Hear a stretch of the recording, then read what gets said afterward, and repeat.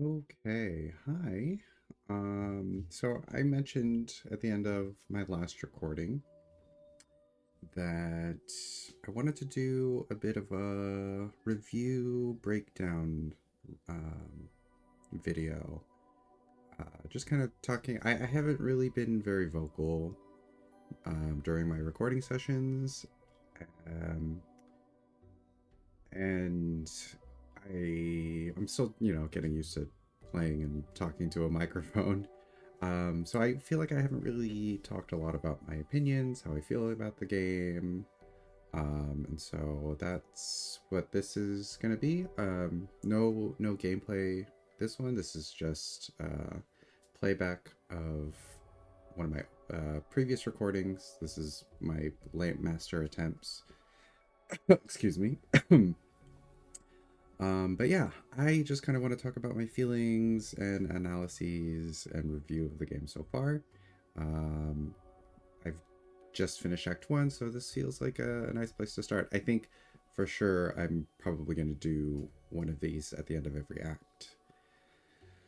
Uh, so yeah, it's going to be unscripted. Um, I have a list of notes and talking points that I want to get through, but I'm kind of winging it.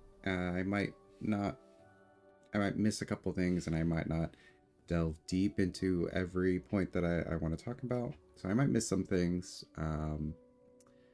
but gonna do my best. Um, so, first of all, because it's fresh, because it's fresh in my mind, spoiler alert, Gustav's dead, but if you're listening to this, you probably know that already. And I am so devastated because I love Gustav as a character. As Steven, like, he's just so lovable. He's got this dorky attitude, and he clearly cares for and loves everyone around him and his party, everyone in the party, and his family and people around him. He's just, oh, I love Gustav. And they killed him at the end of Act One, and I think that really kind of made me really appreciate this game because I haven't really spent that long with him. It's only been not more than 10 hours, I don't think.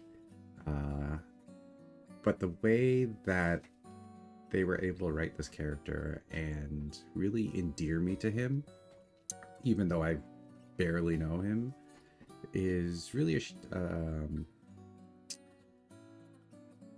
props to the writers and the voice actor and everything that went into kind of building him up as a character, because I love him and he's dead, and I'm so sad about it.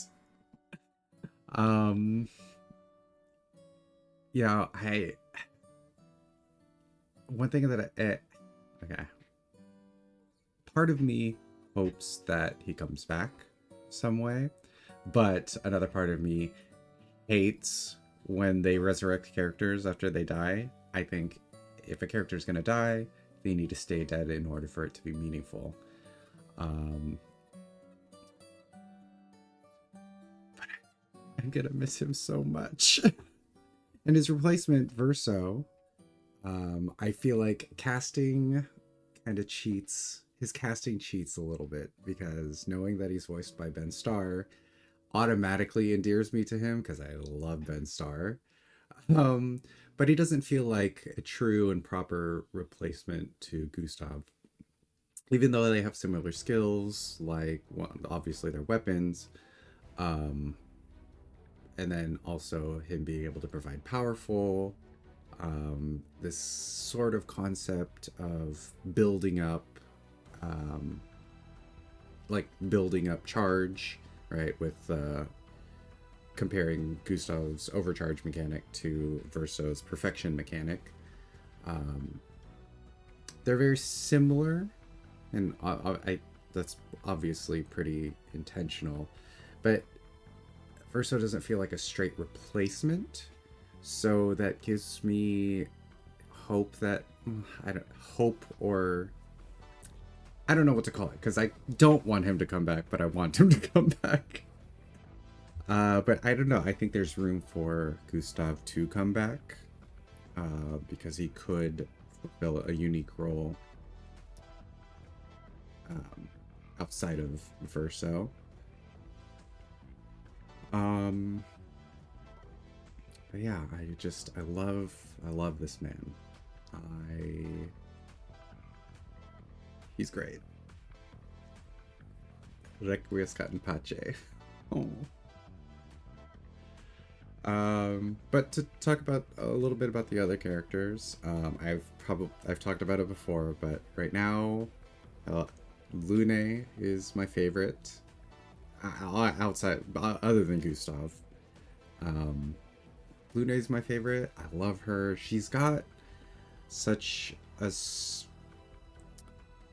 She's clearly like supposed to be like the cold one, the woman on the mission. She's, put all your feelings behind you because we got a job to do, right? But they make it very clear that even though that's what she's trying to do, get the mission complete, she isn't immune to emotion, and they show that she's conflicted with, her job and her wanting to complete that job, but also being human and having to deal with the trauma and emotion of everything that's going on. You compare that to Mael, and I'm sure a lot of people hate Mael. She's kind of the naive princess. I'm sorry, I say princess because I'm so used. Same voice actress as Shadowheart from Baldur's Gate 3, and what is Shadowheart's Jennifer English? She calls Shadowheart God's favorite princess, and so I kind of think Mael is kind of a princessy character, partially because of that, but yeah, compared to Lune, who's the working, the soldier on a mission, Mael is this young, naive, bright-eyed, hopeful, and she can't move on with the mission because she wants time to grieve and process all of these things that are happening, all the trauma. And I know a lot of people are going to find her annoying and not like her. Personally, I similarly find it kind of annoying, but I think it's an important role and an important character to have. So even though it's annoying, I think having an annoying character, like, not that she is annoying, but I think it's important that she is annoying, if that makes sense. I wouldn't write her out. I think she's important to be in the story, and I think her character, I imagine that her development and character growth is, there's a lot of it coming down the way. The biggest thing that annoys me, not about Mael, not her personality or anything, it feels like they're making her the main character, with all the scene where she was in limbo and her nightmares and the way that Renoir and Alicia speak to her like she's this special, unique thing. I hope that plays into something that's actually interesting and not just the writers giving someone main character privileges for whatever reason, because I do like all the characters, and I think there's potential to have all characters have an equal weight to the story. So I don't. That's how I feel about Mael.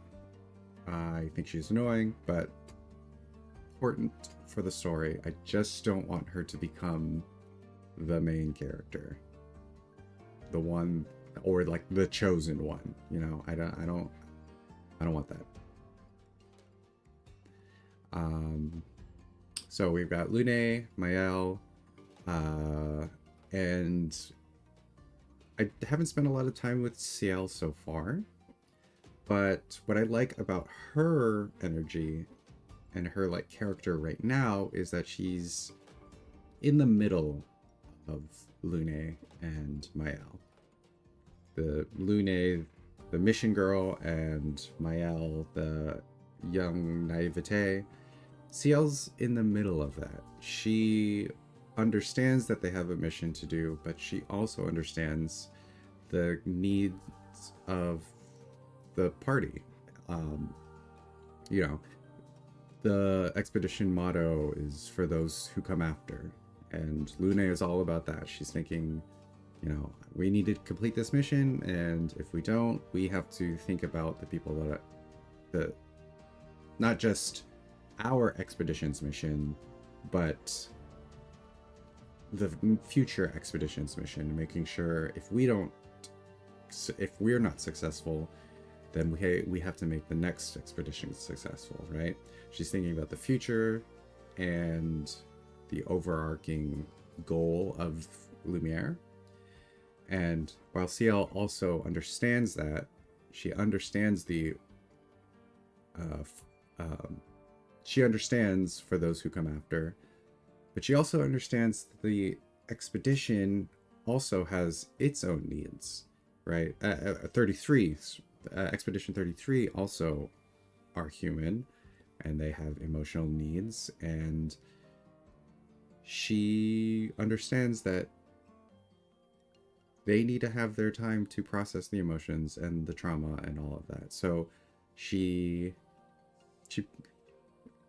a middle ground between the two, Lune and Mael, and I think that's really great for her. She's got real big sister energy. I don't know what it is, but yeah, I think she's really cool. I want to dive deeper into her character. We'll see how much more she has to offer. And then Verso, who I've known for like 10 minutes. I am confused with Verso and Renoir and that side of the story, because clearly Renoir respects Verso to some extent, right? Or is afraid of him in some way, right? They're in opposition, and I imagine if Renoir if he was powerful enough and strong enough, he could just eliminate Verso if they were in contention. Or maybe there's some emotional connection that we don't know of yet, and that's what's stopping him. But the way I'm interpreting it so far is that Renoir is afraid of Verso because Verso could probably take him. And that's really confusing to me because compared to the rest of the party, Renoir is clearly super powerful. He wiped out an entire expedition and didn't break a sweat. And it's confusing now to have someone that is powerful enough to frighten Renoir in Verso is now part of our party, but he's like at the same power level as the rest of the party, and that's really confusing to me. So I don't know. Again, we're only in Act 1. I don't know anything about the story. It's all still playing out. I'm still learning, but yeah. I do already like Verso because Ben Starr, and also his gimmick is called Perfection, which that's Yeah, that's anyone who knows me, I'm all about that. I'll talk a little bit more about that later when we start talking about like combat and stuff, but I don't know, there's a nice parallel there. um so bigger than all of the character, not bigger than, I don't know what I'm saying. Um Another thing that I'm enjoying about the game is that the world and the story feels very unique. Uh, and obviously, it's like full of mystery because I'm just starting the game. Um, but the world makes me want to learn about it. Um, as opposed to other story games where they kind of just, they're like, hey, some bad shit's happening, kind of, beat the bad guy. And I'm like, cool, I'm gonna play through this, but it's like completely uninteresting, and stories we've seen before, and tropes that are boring, blah blah blah blah blah blah. Um, this game's story makes me want to experience it. It makes me want to play more, learn more, and be wowed more. Because yeah, every moment of this game has just been wowie wah, so good. Um, yeah. Um, I did want to talk a little bit about like symbolism and language because there's something really interesting about that and how it plays into the world and the story. So the first thing, like, so before I even started playing the game, um, or after, I think this was after my first session, I really wanted to dive deep into language and lyrics. So I sat down and I broke down the lyrics of, translated the lyrics of Lumiere, and I translated some of the French words that they use in game. And the one that was really, really interesting to me is gommage, right? When they reach when the people reach a certain age, they turn into flowers and fly away. And if you survive the gommage, which, as far as I know, before meeting Renoir and Verso, that was unheard of. Um, what's really interesting, I'm not a French expert. I'm not a fluent speaker or anything like that. So a quick Google Translate. Gommage in French means like to exfoliate or to scrub away. And I thought that was really, really interesting, um, because calling that event le gommage instead of some other really emotionally loaded term, something like the cleansing, the rapture, the, I don't know, just pick some other mass extinction term here, right? Those all have very obvious connotations, but they specifically chose gommage. And I don't know, maybe this is something that they say in French. I don't know, but from my point of view, it's a really interesting word choice. It makes me kind of question, who is the paintress? What is she doing? Why is she doing this? It makes it feel like it's not just she's just killing people off. The sort of idea of exfoliation, scrubbing away. I'm thinking that maybe the gommage is supposed to be like,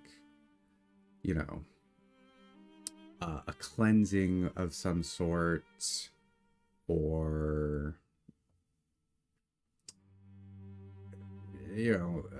cleansing like imperfections. um Maybe the paintress is trying to create or make the perfect beings or something like that, and maybe that's why parts of Expedition Zero survived, and we don't know if there are people from other expeditions that also survived Gomage. um so maybe every couple decades someone passes the paintress's ideas of perfection or beauty or whatever it is, and they don't get gomaged, and everything less than that is erased. That's kind of what I'm thinking.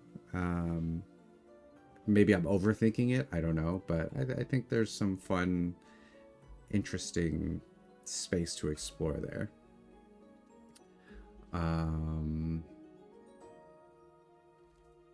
And it gives me hope that maybe there is some redeemable quality to the big bad in the paintress. She's not just mindlessly doing this stuff. There's a rhyme and reason, and maybe we can end up being sympathetic to what she's doing, even if we don't agree with it. So I'm hoping that she's actually becomes an interesting villain. Renoir is already an interesting villain. He admitted that he's doing all this for his family, to protect his family. Whoever his family means, I don't know if he means like his family, or maybe his chosen family in Expedition Zero. I don't know. Yeah. So far, really, really great, and I'm excited to explore more and learn more and play this game more. Okay, moving on to another talking point is I wanted to talk about combat, and because character creation, character progression is really closely tied to that, I'm gonna kind of weave that in here as well. So first impressions of the combat, I love the way the characters are designed. I like that all of them have like specific gimmicks, with Gustav's overcharge or Mael's stances. That was a really, really, it makes characters feel unique and not just I'm kind of comparing this to Metaphor v Fantasio, which I recently played earlier this year. And in Metaphor, all the characters were fully customizable. You can change their classes, and you can change any class to anything, any character to any class. And so it kind of didn't really matter who you had in your party, because you could just choose your favorite characters and give them the classes that you wanted to have in the party, and you didn't really have incentive necessarily to care about other characters. But in this game, every character has unique skill sets, unique role, and I like that. Not to say that the Metaphor style isn't great, because I do like flexibility, but when characters have names and personalities, I think it's important that they also have unique combat mechanics, and I really think Expedition nail on the head. I would say my complaint about that, though, is their skills can feel a little bit rotation-y, in that there's kind of an obvious, like, oh, you do this move and then you do this move, and that's how you do the big damage. I wish there was more flexibility and choice, or at least I wish it felt like there was more choice in what moves I should be using. But right now it kind of feels like I'm following rotations for each of my characters. Uh, so yeah.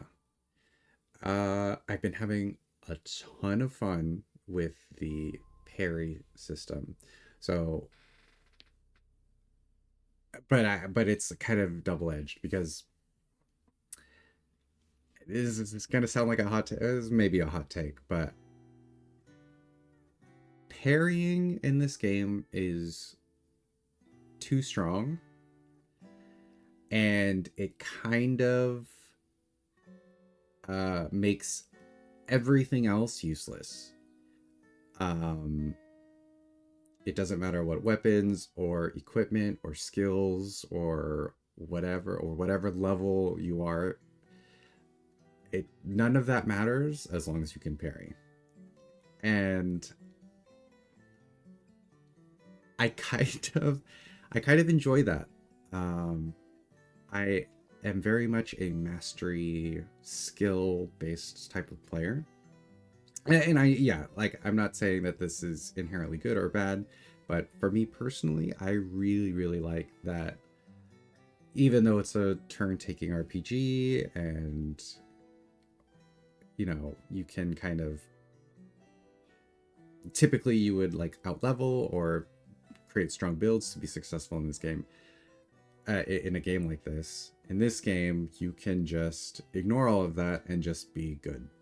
You can outskill the need for having strong characters, right? Because you can just parry everything and counterattack.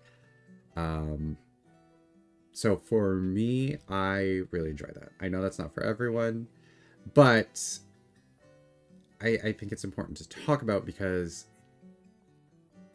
the strength of parrying is kind of makes everything else useless because you, like I said, you can just get good and outskill everything. And then if you have skill, oh gosh, I really should have scripted this part because there's a million things I could talk about. Um, yeah, okay. So I'm just gonna talk about how I feel about it. I don't want to get too deep into like mechanics, analysis, and criticism, because I could talk forever about that. But yeah, I love parrying. I love that the game allows me to play in a way where if I am anything less than perfect, then I have to stop and restart and try again.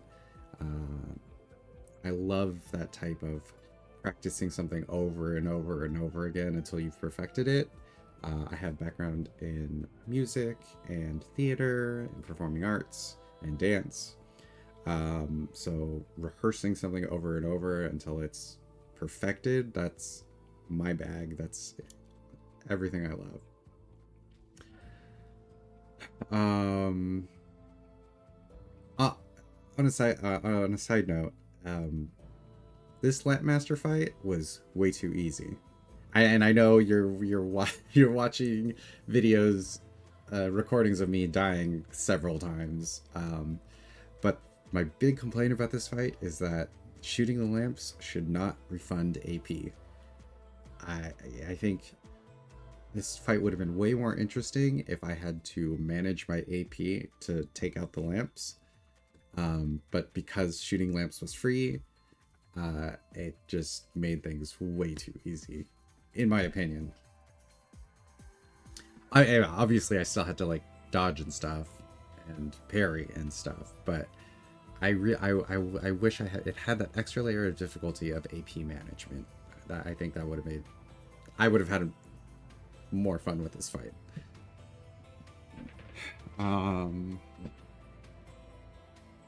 In terms of like QTEs in general, I really like the inclusion. I do wish that, especially offensively, I do wish that there was more variety. I wish it wasn't just A with the right timing. I kind of wish that they would mix it up and force me to react a little bit. I wish that there was the possibility of different button prompts, maybe directional buttons as well, just so that I'm not just pressing A. And or and another thing that you could do is different types of button presses. Rapid press, press and hold, hold and release. So different types of button presses, right? If they're already going to challenge you with timing, I don't think it's unreasonable to also ask to challenge you with quick reaction recognition, right? Recognizing the timing and the button that you need to press. I wish we had more of that on the offensive QTEs. Defensively, the parry, dodge, all of that stuff. What I would have said last week was that there aren't enough options. It's just parry and you just parry everything, or dodge if you're less confident in yourself. But they have now since also added jump, and in the Act 2 they added I'm forgetting the name of it, but the chromatic counter, is that what it's called? Chromatic parry, the gray one. I don't, it's not here in this video, but now that there are more options, I don't have that criticism anymore. Now we actually have to do the right dodges and things like that.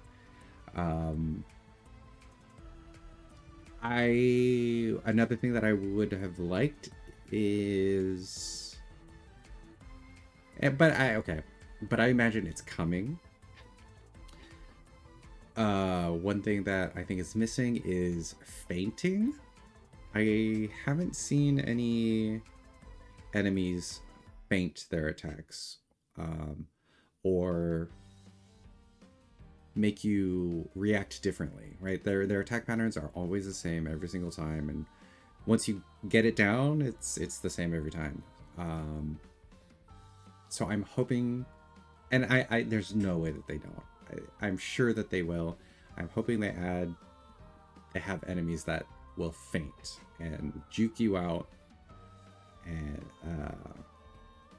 because that'll be a lot of fun. I'm imagining something where they look like they're gonna go for an overhead strike, so you're gonna parry it, but then they juke you, and then you have to they do a low sweep or something, and then you have to jump over it instead of what you were going to, instead of you planning the parry you were planning.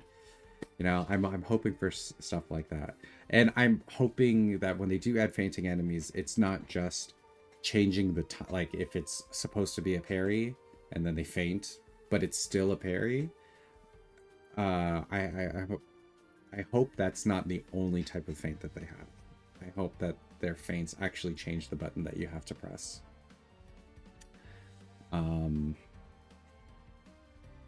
Yeah.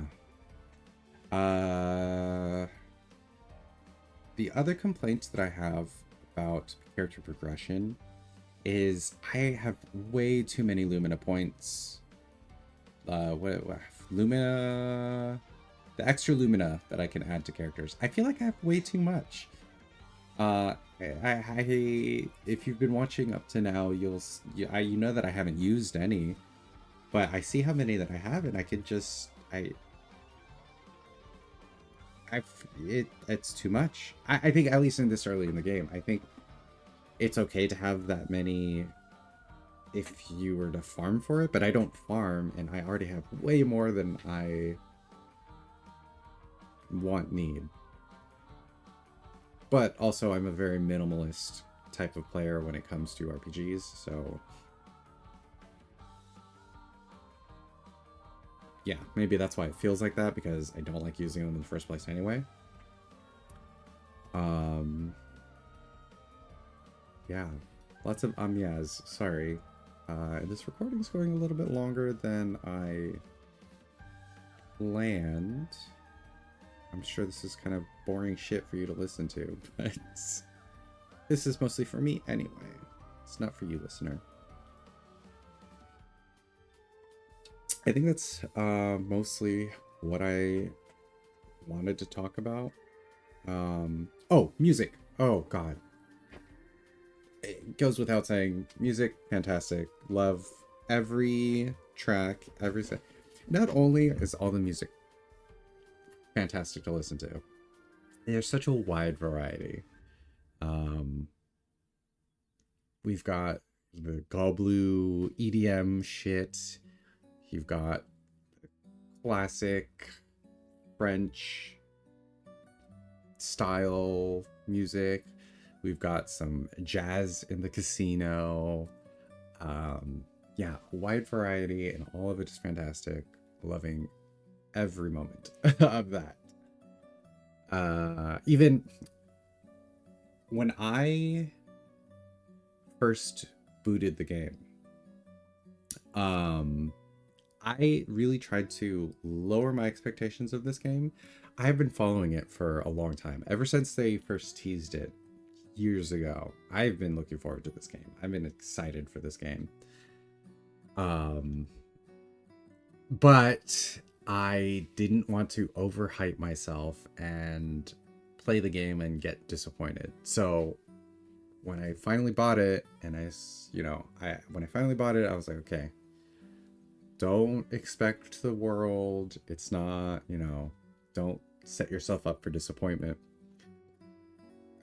As soon as I booted up the game, not even pressing any buttons or anything, just going to the title screen and sitting there listening to the music of the title screen, I was like, fuck, dude, this game's gonna fuck me up. I can already tell. Like, I was enfranchised immediately. And yeah, so far it has not disappointed. Other than my criticisms of conflicting game mechanics, it's been amazing, and I'm really enjoying it so far.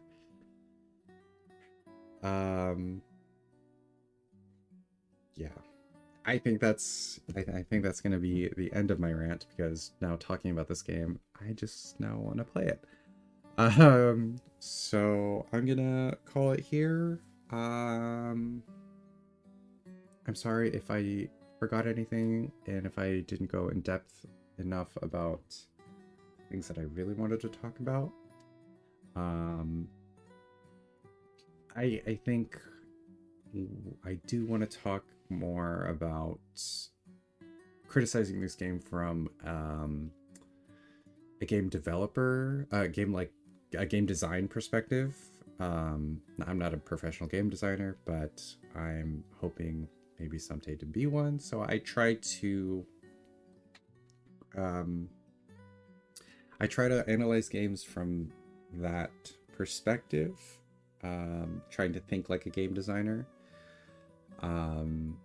So yeah, maybe in the future I will talk more about the game design wise, because I have a lot to talk about. Overall, the sentiment is that I think it's well designed.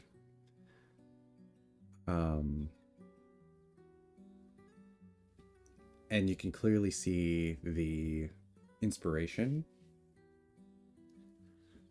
But there are some things that I think are important to talk about.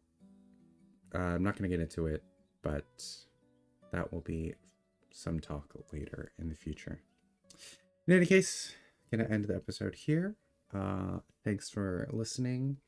And yeah, we'll be back next recording with more gameplay. I believe I am fighting the boss in Forgotten Battlefield. So that'll be fun. Okay. See ya then. Goodbye.